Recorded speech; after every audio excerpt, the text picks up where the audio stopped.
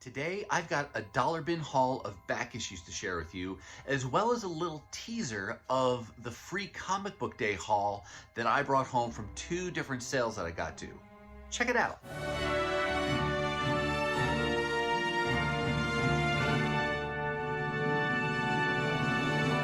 Hey everyone, and welcome to my channel. My name's Chris, and this is Northgarden Comics. Now in just a minute, I'm going to move these books out of the way and I will share with you a dollar bin haul that I picked up from Pulp Comics and Games. But as I'm filming this, I just got back from Free Comic Book Day, and when I upload this video, it's just going to be a couple days after Free Comic Book Day, so I know that all of those free comics and sales that I was able to go to and that many of you were able to go to are still fresh on our minds. So I did want to give you a little bit of a teaser of some books to come in future videos. Now, you may say, well, why aren't you just showing us these books now? There's a lot of books here and they're kind of disorganized right now, so I want to break them up into some logical breaking points and kind of group some things together, and I haven't had a chance to do that yet. So that's why I want to, save those for future videos. But I did want to give you a little bit of a teaser and tell you I was able to attend two different sales on Free Comic Book Day in the midst of an otherwise very busy weekend for me and my family. This box on the left represents the haul I got at Hot Comics and Collectibles. They had one location that was doing a quarter sale where they just pull books out of their warehouse and try to move them for a quarter a piece. Now there's a downside and an upside to a sale like that. The downside, it's not even very down to begin with, but the downside is that nothing's organized. It's all just randomly in boxes. So you really have to take your time and look at every book because you could skip over something that you really wanted to add to your collection. The upside is that because it's not organized, there are random books in there that are keys, and the staff is not going through and pulling out those keys and selling them for higher price. You can get them for a quarter. Somebody early on that day pulled out the first issue of the Old Man Logan story. So great for them. They were able to get that for a quarter. And at some of their previous sales, I was able to find, for example, the first volume of Young Avengers, all 12 issues for a quarter a piece, and I had pulled out the first appearance of Echo from Daredevil Volume 2. So you can find some great keys, and not just keys, there are great runs that you can find in a sale like this, and I have some runs in here of books that I wasn't even looking for, but because I like the character and they had so many of the issues right there for 25 cents a piece, I was grabbing them. So this will be one I'm really excited to share with you. And again, we're going to break that up. This other smaller pile represents my haul from Dreamer's Vault. They have multiple locations around the Twin Cities, and for their locations that have comic books, they did 50 cents on all back issues. And these are all very recent issues. For example, here's Noctera, number 5, so a current title, issue number 5. This is one I'm working on putting together in the form of back issues when I can find them cheap, because I haven't been picking up this title for, as current issues. But hey, 50 cents, great price on that. So I got a much smaller pile, but very happy with these nonetheless. So all of these books are going to be part of future hauls. So stay tuned to come back and see more of these great books. And let me know down in the comments, what kinds of things did you find in your own Free Comic Book Day adventures? Were any stores in your area hosting sales? Were you able to pick anything up? In addition to the free comic books that you may have grabbed, let me know down in the comments. Now I'm going to go ahead, move these out of the way, and we'll get to the dollar bin haul that I grabbed from Pulp Comics and Games on a recent trip. Okay, here is the dollar bin haul that I recently picked up from a trip to Pulp Comics and Games. Only have about 20 books to share with you today, so not a huge haul, but still a fun mixture of run fillers that I was able to find, as well as some variant covers, and then even some odds and ends that I wasn't particularly looking for. But the way I approach anytime I go shopping for comics is, if they're dollar books, I'm just looking to see what do they have there, what on my wish list can I build out, but also what other just cool odds and ends of things that just strike my interest am I wanting to pick up. So that's kind of always what you get a mixture of from these hauls. And this first book is an example of that, where I wasn't looking for it, but it just seemed kind of cool. This is an ashcan edition, so smaller than a standard comic book. This is X-Men 75-cent ashcan edition. This one is from the early to mid 90s, around 1994, and looks like you get a little intro there, and then the first few pages give a summarized history of the X-Men from the perspective of Charles Xavier. So he goes through from the origin of the team and then through the various changes. Looks like you got some all new, all different in there as well. And then it brings it all the way forward to the 90s, where now we have, you can see Jim Lee's art here. You got Bishop, you got Magneto removing the adamantium from Wolverine's body, which happened in that 90s X-Men volume. And then here's the marriage of Jean Grey and Cyclops, which I think was at X-Men number 30. And then on the last couple pages, it kind of shows you a little bit of a summary of some of the current titles at that time. So you have the X-Men book, X-Factor, X-Force, and then Excalibur. So just a fun little pickup that was originally 75 cents, and I was able to get it for $1. I don't remember seeing this at that time. I probably wasn't looking at some of those smaller little things like that, just focusing on the main issues, but fun to be able to add that to my collection. And I do like that cover art there. That may be, is that Bill Sienkiewicz? Let me just see if that gives credit for the cover on there. I don't know if it does anywhere on here. I'll have to check. If I can confirm that, I'll put a little blurb on screen there, or if you know, you can let me know as well. Next few issues here are from this title, Ascender, from Image Comics. And this creative team, Jeff Lemire and Dustin Guyon, they worked previously on the Descender run that ran for what, like 32 issues? And that was definitely a sci-fi story. This is the follow-up to that. Ran 18 issues, and it is more of a sci-fi fantasy mix. And you can see you've got a dragon on here, but you've got the element of magic introduced. Haven't read it yet, but after this day of hunting, I completed the volume, so now I have all 18 issues, and I can read the whole thing. And if it's anywhere near as good as Descender, I know I'm really going to like it. Some of the same characters, it continues on and follows their story. But to finish out my run, I got issue 3, issue 4, and then issue 6. So really looking forward to being able to read that whole series. And if you're not familiar with Descender, the original volume, I did do a video where I showed all those covers. I'll pop a little something up here where I can, if you want to link to and put that in your queue to watch that later. Here's just a seemingly random issue. This title called The Fearless Defenders, issue number 2. Mark Brooks does the covers for these. I got interested in this series from Eric Spagnuolo's channel. This was something that he was showing as he picks these up, and the covers looked really cool. I've only read issue 1 so far, but here's issue 2, and I forget how many. It may have gone for like 12 or so issues total. I don't know, but can't tell you much more about the story yet, because like I said, I've only read the first issue so far, but I'll continue to pick these up if I can for $1 or less, and then read the whole series.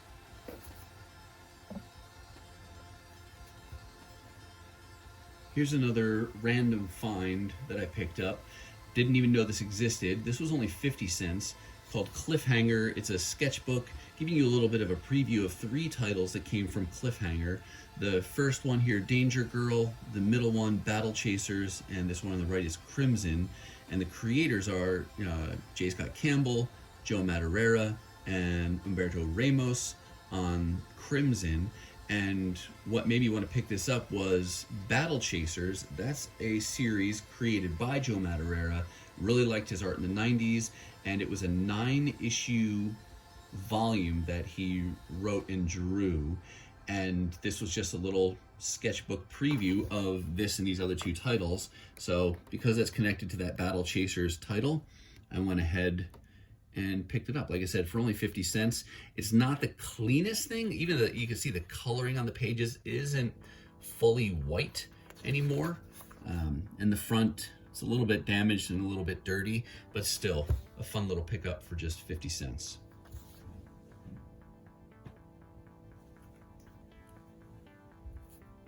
Next few books here come from this first volume of Wolverine and the X-Men, written by Jason Aaron. I am primarily trying to get the issues that Chris Spagnuolo did the interior art for. So I had some of the earliest issues, but then today I was able to find issue 8, issue 9,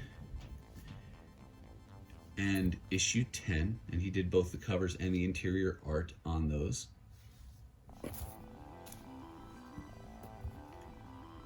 Here's just a random issue of Thor. It's not really random, it's just kind of by itself here. But I have been working on some of the volumes of Thor and Mighty Thor that came prior to Jason Aaron's run. There's a few in there, and I'll be honest, it gets confusing for me to remember which volume came first, and when I go to read them all, I'm definitely going to have to check a reading order to make sure I do it right, because it's another one of those titles that get confusing at times, because sometimes it's Thor, but it says Mighty Thor on the cover, or it may be listed as Mighty Thor. I believe this is the last issue in this particular volume, and this volume is called The Mighty Thor, but there's a handful of issues still that I need from this run, and they happen to have issue 22, so I grabbed it for $1. These next two are from IDW. If you've watched any of my videos in the past, you've probably heard me say that I'm a huge Transformers fan. These are reprints of some of the UK Transformers comics. And this is issue 1 and issue 2. And each comic reprints 2 of the original UK series. I would love to be able to have ultimately in single issues, but I'd love to find them in collected editions as well, like a nice oversized hardcover. All those issues from the UK series, I'm not holding my breath on that, because I have a feeling if it exists, they're really hard to find and probably really expensive, but doesn't mean I can't dream. But for now, I will content myself with these dollar reprints of some of those stories so I can read those.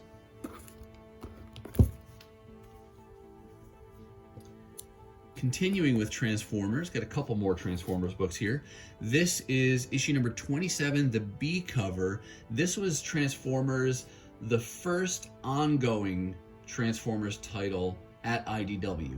Prior to this, they were just doing like 6-part miniseries, and then it started with an actual ongoing that ran for 30 some odd issues, and then after that it became 2 titles, More Than Meets the Eye and Robots in Disguise. But this is a volume, I already have it complete, but when I find the variant covers that I don't have, I will pick them up. So this was one example of that, and this is from the Chaos storyline. And then another kind of random-y issue. This is the Transformers Prime Beast Hunters, issue number 3. Again, I mentioned this, I think, in one of my previous videos. This era of Transformers, where it was Prime, this was part of a time period that Hasbro called the Aligned Continuity. So it was a similar origin story and certain story elements that carried across comic books, TV shows, video games, things like that.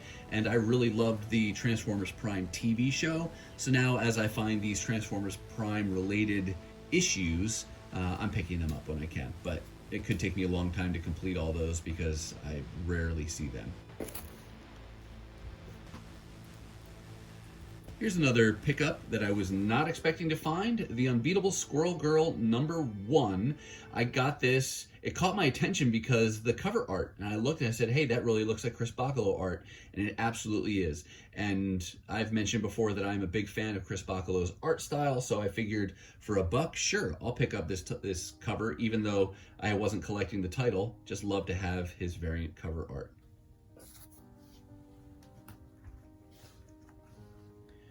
And then these next few, no backing board on these, but still just $1 a piece. I had shared, it was in 2021 for the free comic book day that took place in August, that going back, that Hot Comics store that I mentioned before at the beginning, they did a sidewalk sale last year as well. And it was at that sale that I found a bunch of the issues from the Marvel Comics Presents. It was a title I hadn't been working on previously, except for the Weapon X storyline. But when you can find them for a quarter a piece, then of course I'll, happy to grab those things, especially if they're characters that I enjoy. So I wound up finding a bunch of the early issues from Marvel Comics Presents. And now that I've got that started, I want to continue to build out that run. So I was able to find on this trip issues 4, 5, and 7, which I had been missing for $1 a piece. And you can see these are all featuring Wolverine stories, as well as, you can see on the back cover, these are anthology, it's an anthology title. And at least these early issues, I don't know if they continue through the whole volume, but the early issues have these double-sided covers. So you got art on the back as well.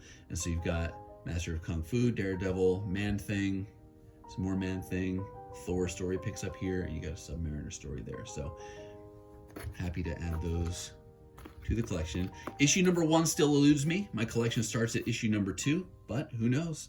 Hold out, and maybe someday I'll find that issue number 1 for just $1.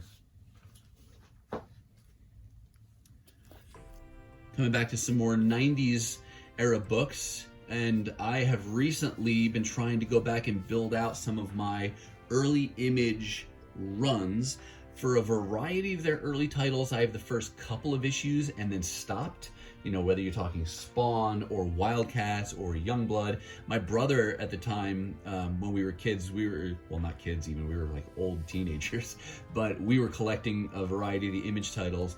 And now I've kind of figured, why not? I can still find these things for cheap, so why not build out some of those runs, especially when it's artists that I enjoy, like Jim Lee. And so here's issue number 4 from the ongoing, and it came with this trading card as well. So I'm guessing it must have been polybagged in the beginning. This one is not polybagged, but it does still have the trading card in nice condition. And then here's a one-off issue of TMNT. This is the current ongoing title from IDW. I've shown in some of my videos where I am piecing this volume together through the oversized hardcover collected editions that IDW puts out. Really nice quality. You can go check those videos out if you want to see those. And I'm still going to continue to build those out. Those are obviously a lot more expensive than dollar issues. And this was one of those choices, do you do this as well? I wasn't going to get this because I'm not trying to get all the single issues. I know there's some that would be hard to find, but then I went and grabbed it anyway. And the big reason was because of the interior artist, Matteo Santaluco. And I just really like his approach to the turtles and just his character drawings and designs. So I just figured I would pick this up. From a story perspective, this happens to be the issue, hold on, spoiler in case you don't like those. I believe it's issue 44. Is it that Donatello dies? And so this is the issue right after that. But I got this just because I like and I always butcher his name, Santaluco's art, or I get tongue-tied over it. But I just like that, so I picked that up for $1. And then here is the final issue of the batch. If that doesn't scream 90s, I don't know what does. Between the extremeness of Cable and then the metallic reflectiveness in the cover, totally 90s. I do have this issue already, but I guess I had a variant cover. This one I saw Rob Liefeld cover and just looked great, so I grabbed it for $1. I'm gonna go ahead and take it out of the bag though, so you can see it, because it is a wraparound cover, and it looks like gatefold too. So nice reflective there, and then it's got the gatefold on the front, and then on the back, Domino and Cannonball, Sunfire. So let me see if I can open this up and give you the full view of this cover here. I can do it without damaging the book.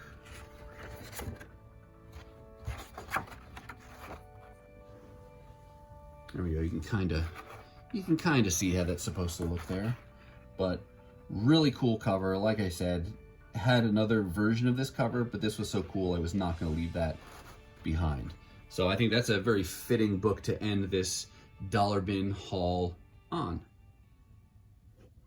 All right, That's going to do it for me, and that's going to wrap up this dollar bin haul of back issues from Pulp Comics. I do hope you saw something that you liked. Let me know, are you collecting any of these titles? What kind of odds and ends are you finding in the dollar bins recently? And did you get to go to any free comic book day sales? If so, let me know the cool things that you found down in the comments. Now, if you're not quite ready for the YouTube fun to stop, I have hand-selected a couple videos here for you to check out. As always, thank you so much for watching, and I'll see you next time.